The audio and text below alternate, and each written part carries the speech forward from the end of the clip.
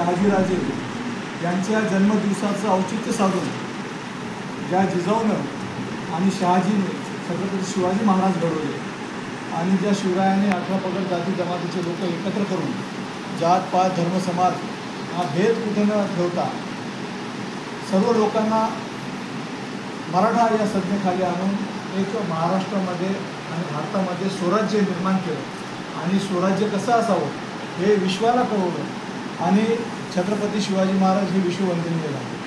कारण आपण बघतो की जगामध्ये ज्या ज्या क्रांत्या झालेल्या आहेत त्या क्रांतिकारकांचं जर आपण चरित्र बघितलं तर ते कुठं तो उल्लेख असतो की आम्ही छत्रपती शिवाजी महाराजांचं शिवचरित्र वाचलं आणि त्या मागून क्रांतीची प्रेरणा मिळाली आणि आम्ही आमच्या ठिकाणी क्रांती करू शकलो.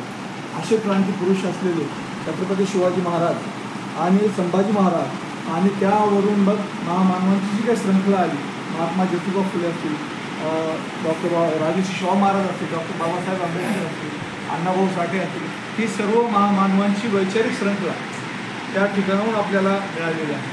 आणि म्हणून महापुरुषांची विचारधारा फुले शाहू आंबेडकर ही विचारधारा समाजामध्ये रुजविणं ही अत्यंत महत्त्वाची गरज आहे. आणि त्यामुळं ही प्रबोधनाची चळवळ गावखेड्यामध्ये पुन्हा उभी करणं गरजेचं आहे. आणि त्यामुळं याचं पहिलं पाऊल म्हणून ही जिजाऊ रथ यात्रा काढलेली आहे. कारण जोपर्यंत प्रबोधन होणार नाही तोपर्यंत परिवर्तन होणार नाही.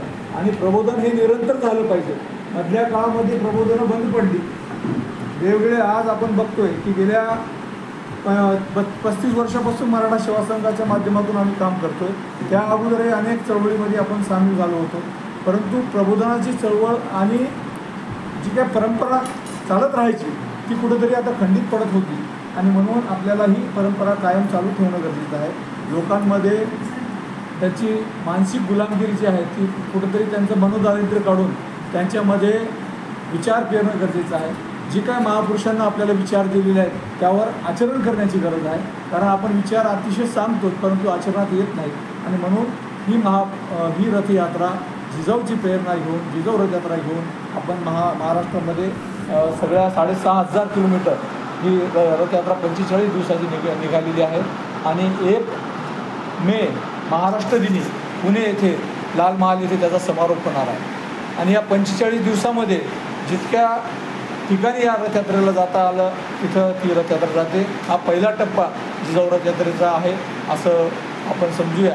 आणि या टप्प्यातून आपण सर्व जे काही जाती धर्माचे लोक आहेत सगळे एकत्र येऊन ही जिजाऊ रथयात्रा यशस्वी करू. आणि जे काही समाजामध्ये विषमता निर्माण झाली आहे, जी जातीय तेढ पराकोटीची गेलेली आहे ती कुठंतरी संपली पाहिजे. त्यासाठी हा अट्टहास मराठा सेवा संघाच्या माध्यमातून केलेला आहे. आणि म्हणून येणाऱ्या काळामध्ये जर आपल्याला सर्वांना परत महापुरुषांचे विचार, संतांची परंपरा, ही संस्कृती घराघरात जिवंत ठेवायची असेल तर आपल्याला वैचारिक प्रबोधन करणं गरजेचं आहे. आणि म्हणून त्याचा पहिला टप्पा म्हणून जिजाऊ रथयात्रेच्या माध्यमातून आपण परत एकदा पुन्हा हे प्रबोधनाचं रणशिंग फुटलेलं आहे. प्रबोधन परंपरा प्रबोधन चळवळी चालूच आहे. आज आपलं हिंगोली जिल्हा तर व्याख्यानमालेसाठी म्हणजे अख्ख्या महाराष्ट्रामध्ये प्रसिद्ध आहे. आपण दरवर्षी अनेक व्याख्यानमाला इथं आपल्या होतात. जिजाऊ व्याख्यानमाला असेल, बाबासाहेब आंबेडकर व्याख्यानमाला असेल, अण्णाभाऊ साठे व्याख्यानमाला असेल, आता परत ती गोपीनाथ मुंडे व्याख्यानमाला झालेली आहे, भगवान बाबा ती गोपीनाथ मुंडे व्याख्यानमाला प्रतिष्ठान, अशा अनेक व्याख्यानमाला आपल्या ठिकाणी झालेल्या आहेत. आणि डॉक्टर बाबासाहेब आंबेडकरांच्या व्याख्यानमालेला आम्ही जात असल्यामुळं ती प्रेरणा घेऊन आम्ही जिजाऊ व्याख्यानमाला सुरू केली. आपली प्रेरणा घेऊन परत मग अण्णाभाऊ साठे व्याख्यानमाला सुरू झाली. ही विचाराची जी काही श्रंखला आहे, ही साखळी आहे, ही कायम राहिली पाहिजे.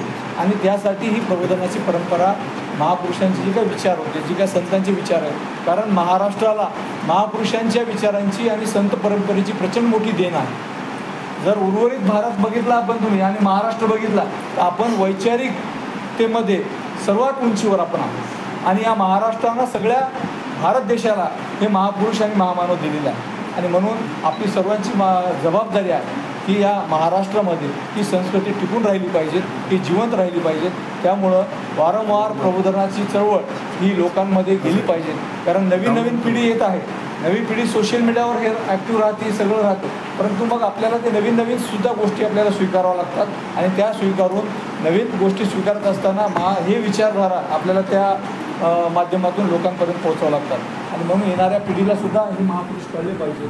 आणि आजही संत परंपरा असेल, महापुरुषांची विचारधारा असेल, आजही आपल्याला दीपस्तंभासारखी मार्गदर्शक ठरते आणि ती पुढेही ठरावी यासाठी हा खटाटोप आपण जिजाऊ रथयात्रेच्या माध्यमातून केले आहे.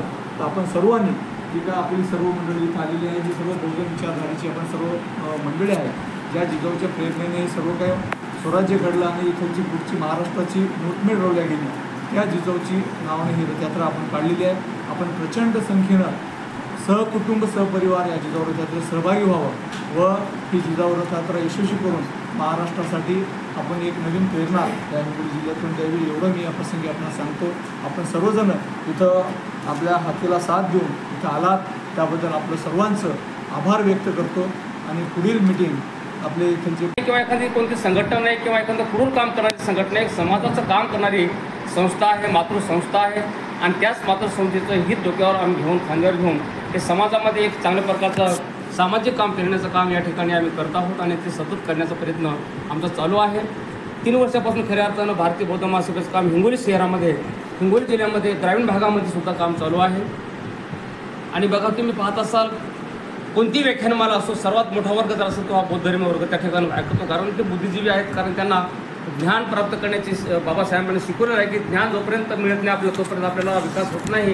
आणि म्हणून ज्ञान घेणं फार गरजेचं आहे, अध्ययन करणं फार गरजेचं आहे, अध्यापन करणं गरजेचं आहे. म्हणून आम्ही या वसा घेऊन भारतीय बौद्ध महासभा चालत आहे. आणि तुमच्यासमोर आज आम्हाला जे जबाबदारी दिली आम्ही ते पार पाडायला तयार आहोत. आम्हाला सहभाग घेतल्याबद्दल भारतीय बौद्ध महासभेच्या वतीनं मी या ठिकाणी आपले आभार व्यक्त करतो आणि माझी सर्वांना